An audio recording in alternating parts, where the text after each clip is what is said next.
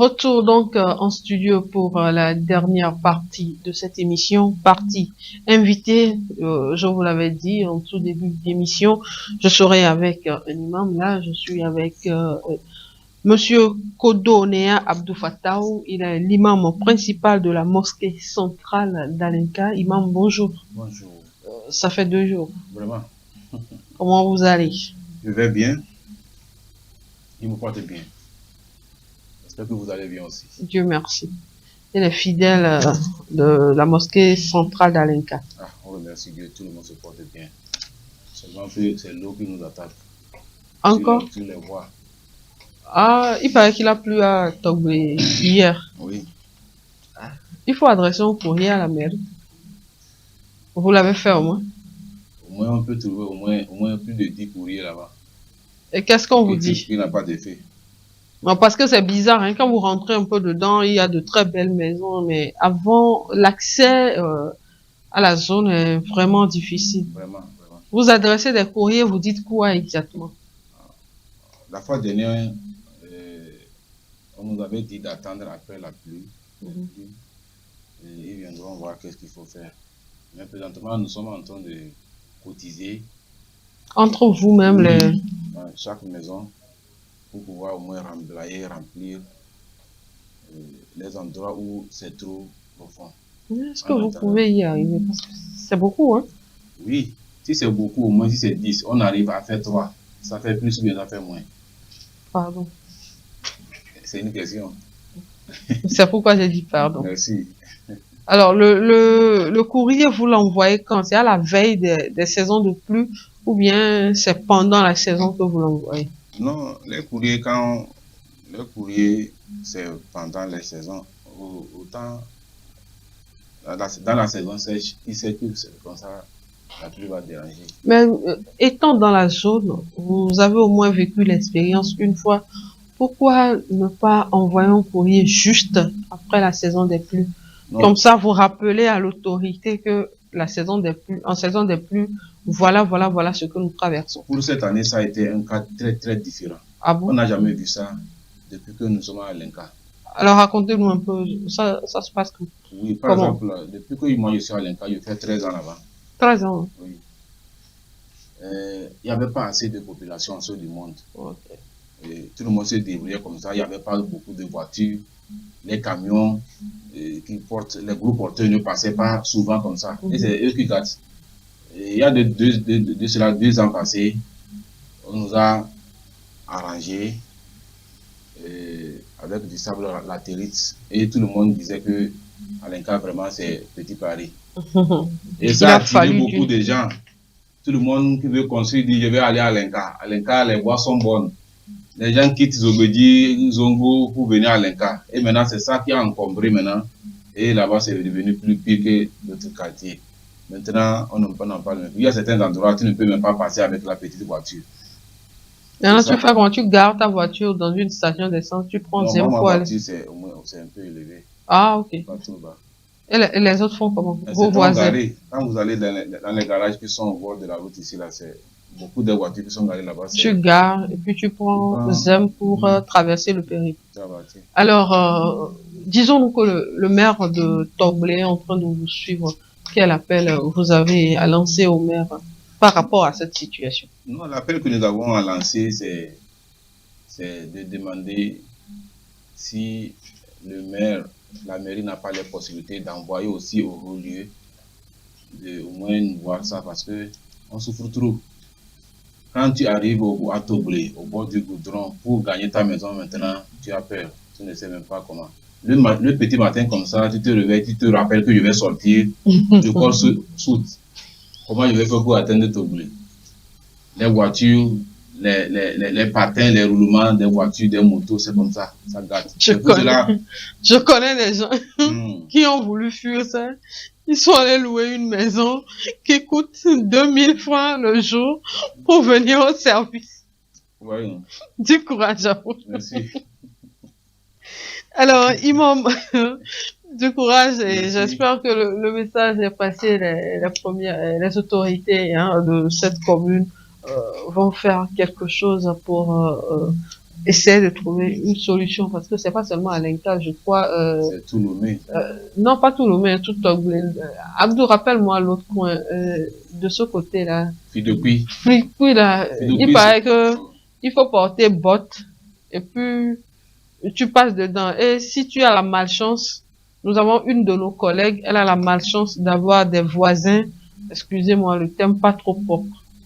Donc les déchets, pendant qu'il pleut, c'est l'occasion pour eux d'évacuer les déchets. Donc imaginez quand la pluie cesse.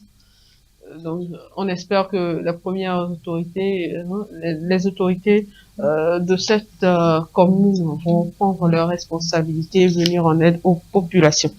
Alors Imam, notre première question. Nous savons que dans la religion chrétienne, il y a des jeûnes et prières.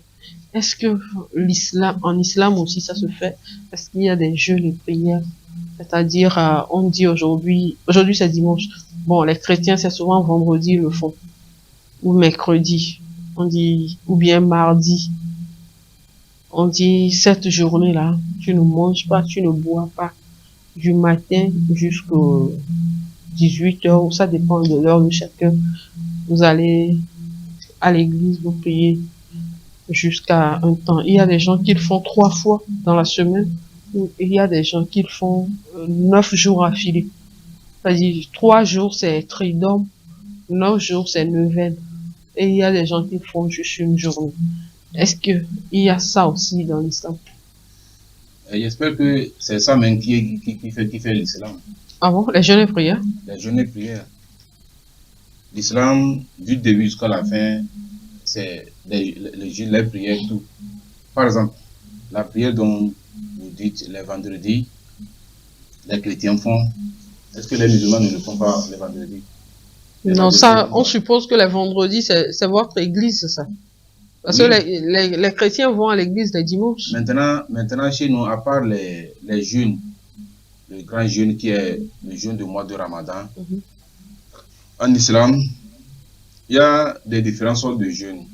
Ça dépend de la foi de tout et chacun, la manière dont tu veux te donner à Dieu, la manière dont tu veux te donner à ton Seigneur.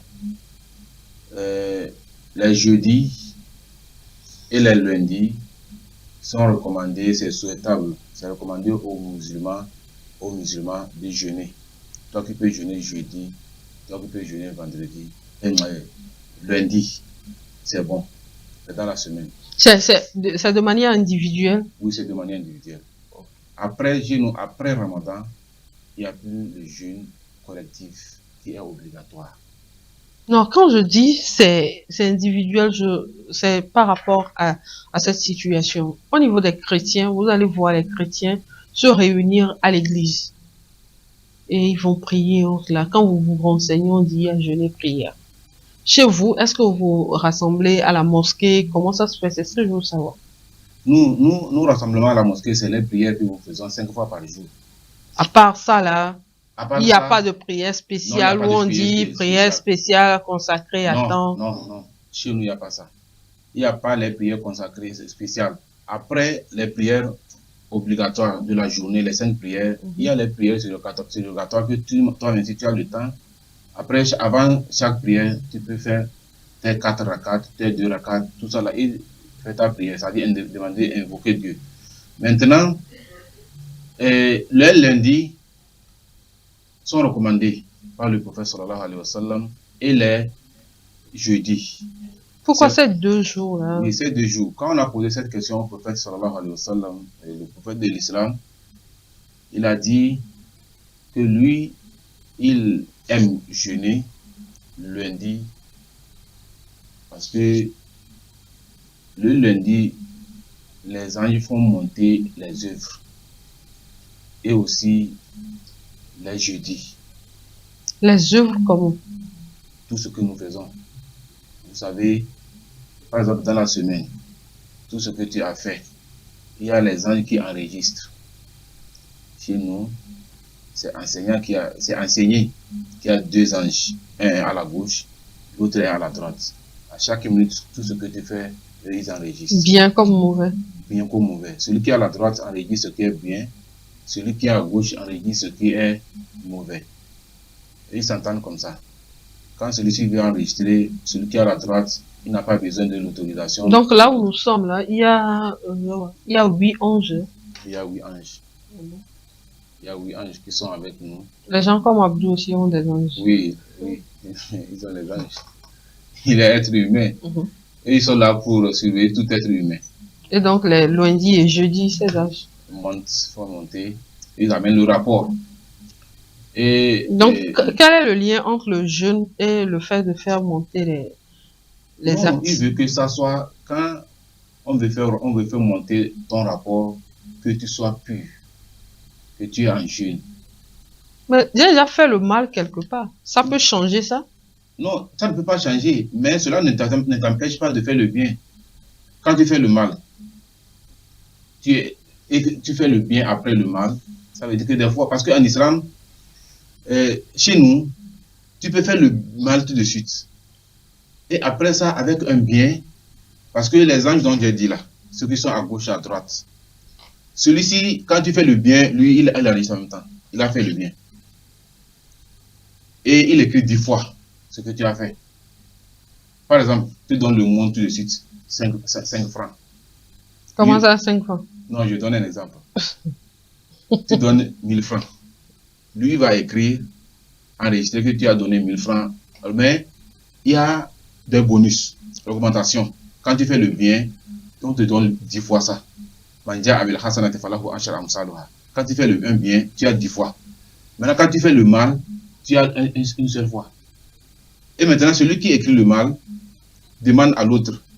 Il a fait le mal, ce qu'il a fait là, c'est mauvais. Il va écrire, il dit, attends, peut-être il va se repentir.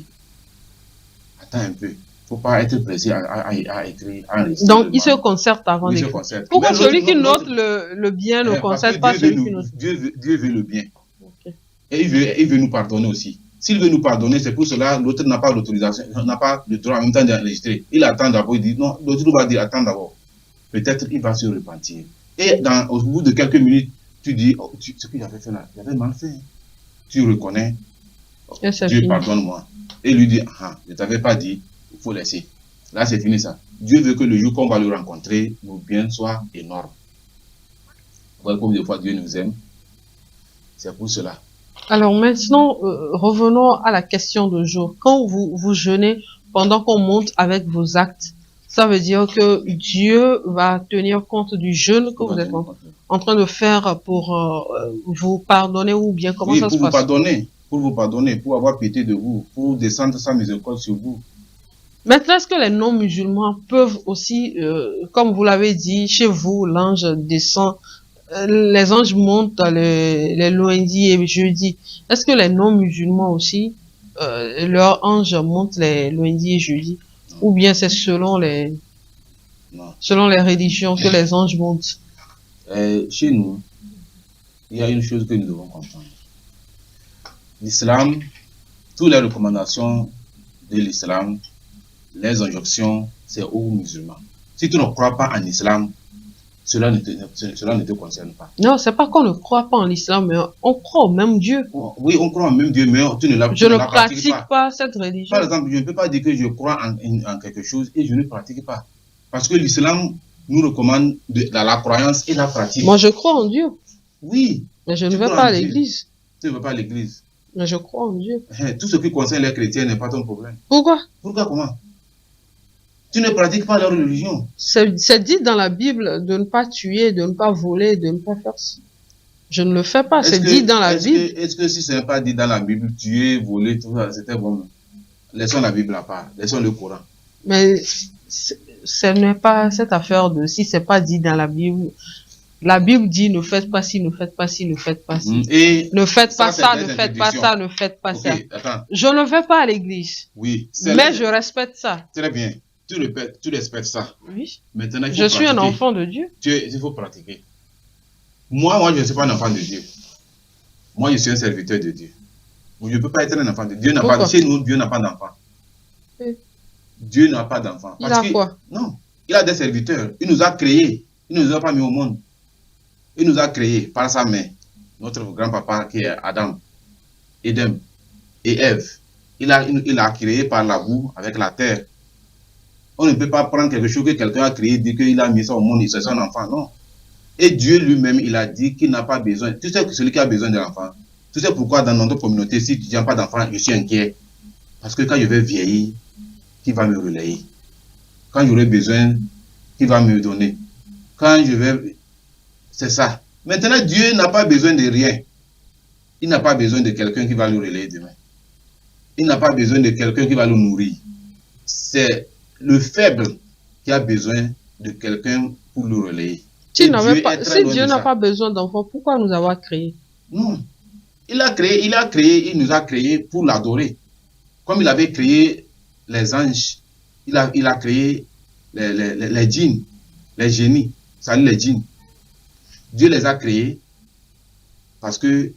Alors, vous voulez dire par là que les génies sont aussi des créatures de Dieu? Sont des créatures de Dieu. Comme nous, ils aussi, ils sont comme ça, ils vivent comme nous, ils mènent leur vie normale comme nous sommes en train de le faire. Ils font leur réunion, ils font tout. Vous êtes une fois allé dans le monde des djinns? Non, je ne suis pas une fois allé. Et pourquoi vous affirmez qu'ils sont là? Parce que c'est celui qui connaît le monde des djinns qui a mentionné ça dans le Coran. Si aujourd'hui je ne peux pas être croyant, je ne peux pas être musulman, dire que je ne crois pas aux djinns, parce qu'ils sont là. Apparemment, les djinns font de mauvaises choses, c'est vrai. Pas tous. Il y a parmi les djinns, les bons comme les mauvais, comme chez nous aussi. Il y a certains djinns, quand il marie une personne, c'est le bien qu'il fait. Attends, là c'est autre chose. Vous avez ouvert une autre phase du débat. Les djinns marier une personne. Oui. C'est-à-dire, c'est spirituel ou bien? Spirituel. Par exemple, je vais te donner un exemple très court. Non, je dis un exemple très court. D'accord. Et palpable. Tu as peur? Moi, je ne suis pas dans le monde des djinns. Je n'ai pas de contact. Il y a des exemples qu'il ne faut pas prendre. Par exemple, il y a certaines femmes, ou soit il y a certains hommes, qui ne peuvent pas marier, c'est-à-dire vivre la vie de couple. Parce que peut-être dans son enfance, dans sa jeunesse, il a eu des contacts avec un djinn qui est sur lui toujours. Maintenant, le djinn là, comment tu peux avoir un contact avec toi, un être humain? Oui. Tout à l'heure, vous venez de dire que les djinns ont leur monde. Oui. Ils ont leur monde, nous avons notre monde. Comment se fait-il qu'il peut avoir contact entre quelqu'un qui est dans le spirituel et quelqu'un qui est dans le monde physique? Très bien. Comment ce contact peut se faire? Très bien. Ce contact se fait des fois, par exemple chez nous en islam, c'est pour cela on refuse aux jeunes filles de laisser leurs cheveux comme ça, de laisser leurs parties. Il y a certaines parties que tu ne dois pas exposer. Parce que les djinns là, des fois quand ils aiment ce que nous aussi nous aimons, ils peuvent voir une fille comme ça et la fille là va lui plaire.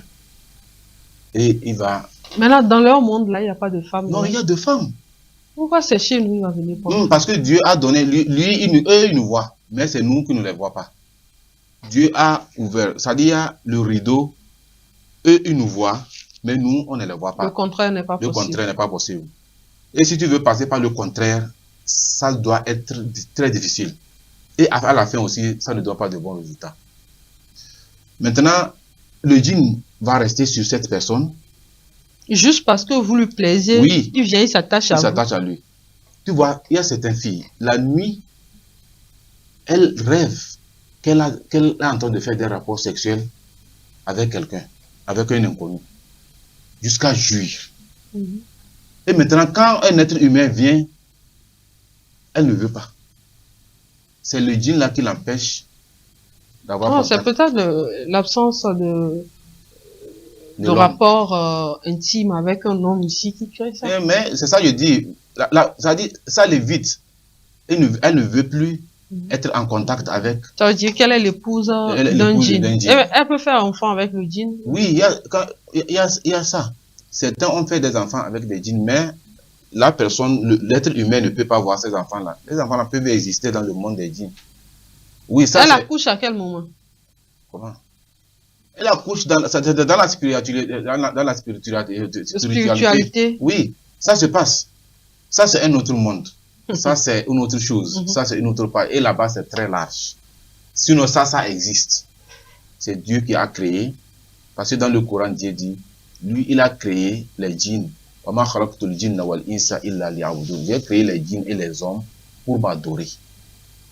Donc les djinns adorent aussi Dieu. Adore Dieu. Il a permis les djinns, les Maintenant, chrétiens, les musulmans. Est-ce que les djinns femmes viennent prendre les hommes ici aussi? Oui.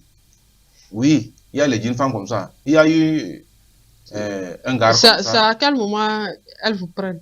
C'est quand vous laissez aussi vos cheveux ou bien ce sont les barbes? Non. Puisque les filles, vous avez parlé de cheveux. Peut-être que là-bas, sur une femme, il y a, par exemple, aujourd'hui comme ça, tout de suite, si je sors sans porter l'habit, je peux marcher jusqu'à aller rester là-bas. Personne ne va pas dire, oh, il y a quoi. Mais une fille sortie comme ça, c'est impossible. Non, ouais. Ça se passe aujourd'hui. Hein. Oui, ça se passe, mais est-ce que c'est normal? Par exemple, tout de suite, là, on est ici comme ça, là, une fille rentre avec les seins dehors. Ah, moi, je la laisse avec mes 2 collaborateurs. Ils vont le gérer. Ça, c'est pas mon affaire. Elle a voulu rentrer comme ça. Ça, c'est autre cas aussi, ça. Non. Non. Tu vois pourquoi tu as dit que tu la laisses avec les collaborateurs de la gérer, non? Ça veut dire que... Quoi, vous lisez dans mes pensées? Non. Non.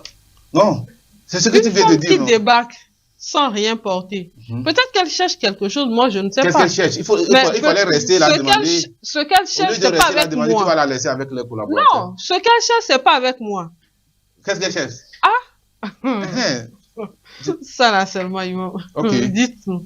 Donc quand vous laissez votre gabarit et autres là, et... Ce n'est pas tellement attirant que si c'est une femme. Vous voyez, non? Ce n'est pas tellement attirant. Donc les hommes n'ont pas de femmes djinns. Il y a, mais c'est rare. C'est un peu rare. Ces hommes-là, on reconnaît cela par quoi?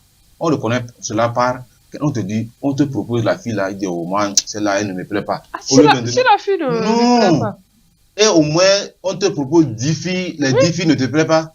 Le mariage, c'est une histoire de cœur. La personne a cette satisfaction les nuits dans le sommeil.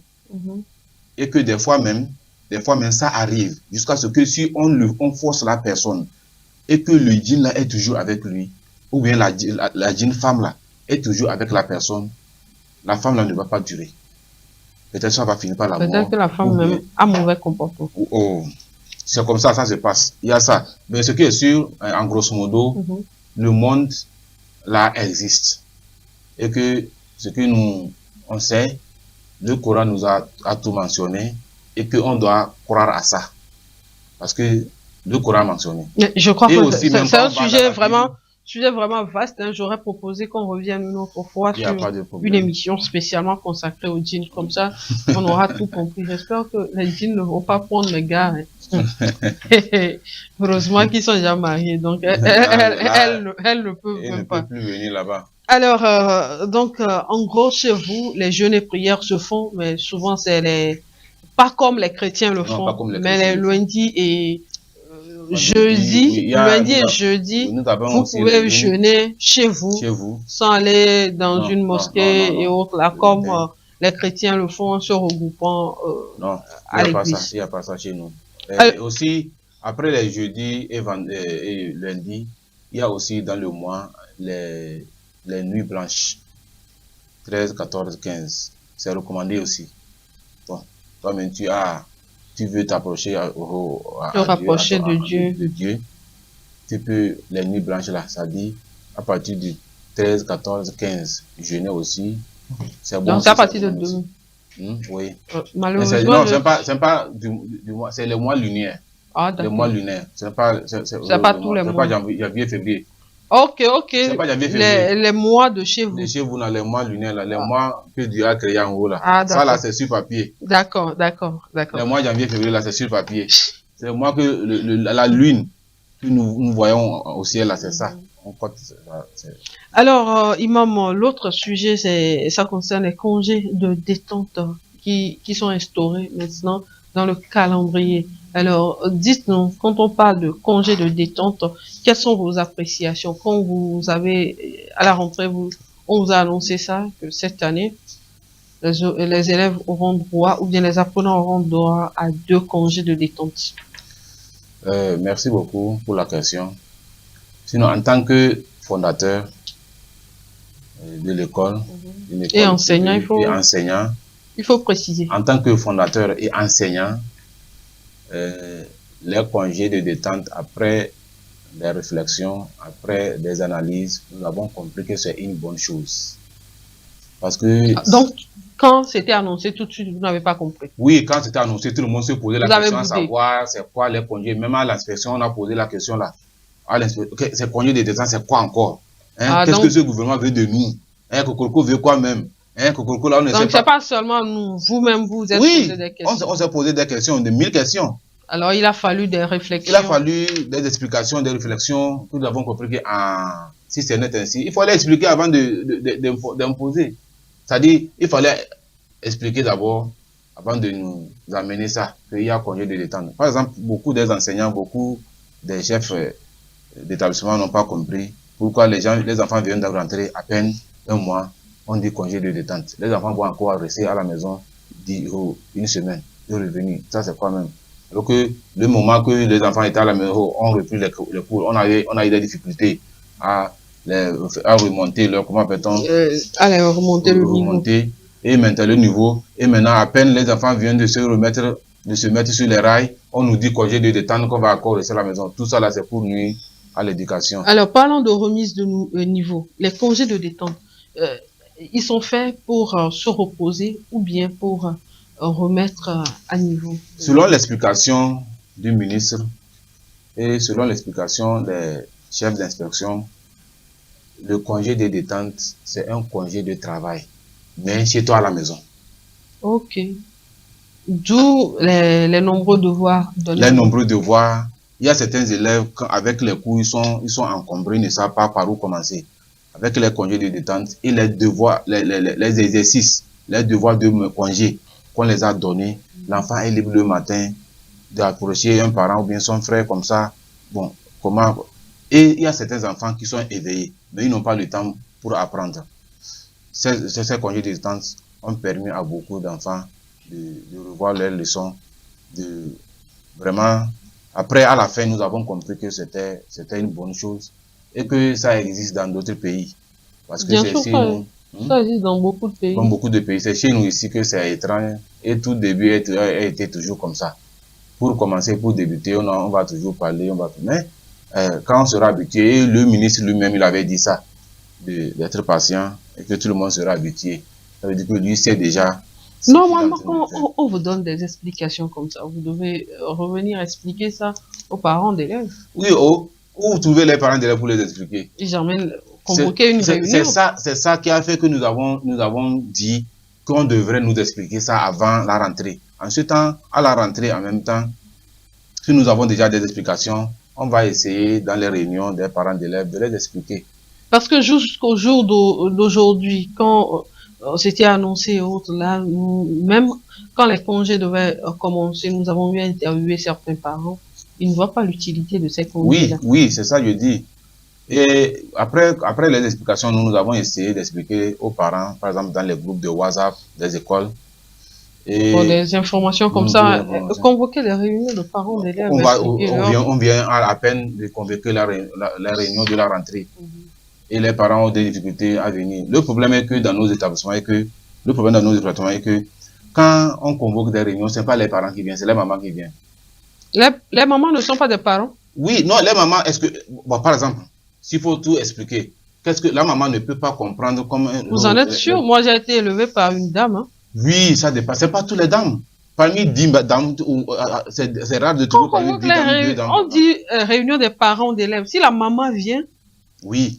La maman les enfants passent plus de temps avec leur maman qu'avec les papas. Je ne refuse pas. Et maintenant, qui doit comprendre le bien fondé de la chose? Les mamans comprennent bien. Oui, les mamans comprennent bien. Mais si le parent est là, c'est plus souhaitable. Vous appelez qui parent? Le papa, le père. Pourquoi? L'homme. Ça, c'est une manière de mettre de côté les dames. Non.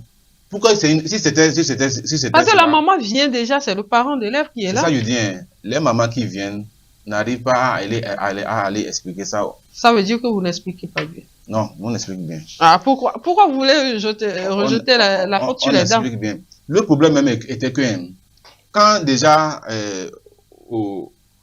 à la découpage de l'année, on a envoyé, nous avons vu les congés de détente. Tout le monde se posait la question à savoir c'est quoi les congés de détente. Maintenant, le ministre a expliqué. Dans les radios, on a parlé de ça. Mais, personne n'a pas pris conscience. On s'est dit, oh, ça c'est... Et tout de suite, quand c'est arrivé, on nous dit que cette semaine, c'est congé de détente, que tout le monde s'est réveillé. Oh, là, on parlait, voilà, c'est arrivé. Parce qu'à la rentrée, en même temps, tout le monde était occupé des préparatifs, dans les écoles, des écolage, inscription. Ça, là, ça nous prenait déjà. Occupement des enseignants. On espère que vous allez bien préparer le deuxième congé de détente. Non, le deuxième congé de détente est déjà préparé. Ah, okay. On est déjà prêt, on l'attend. Merci. Merci à vous, Imam. Ce fut un plaisir d'échanger avec vous. J'espère vraiment vous retrouver une prochaine fois pour qu'on parle des djinns parce que le sujet m'intéresse beaucoup. Ça t'intéresse beaucoup, hein? Oui, parce que je ne peux pas comprendre qu'il y ait un mariage entre quelqu'un qui vit dans un autre monde avec quelqu'un qui vit dans un autre monde. Ça là, j'ai pas compris. Donc, on doit revenir sur... Tout est possible. On doit revenir sur ça. Si vous m'expliquez, je vais comprendre. Puisque vous avez déjà une idée qui dit que les femmes ne comprennent pas, donc pour vous, un parent d'élève, c'est un papa. J'imagine. Non, un parent d'élève, c'est les deux. Mais qui est le maître? On s'en fout du maître. Parent, c'est parent. Parce que c'est parce que toi, tu es femme que tu ne veux pas. Non, c'est pas ça, hein. Imam, merci d'être passé. Hein. Très bonne journée à vous, chers téléspectateurs. Merci à vous de nous avoir suivis. Rendez-vous dimanche prochain à 13h.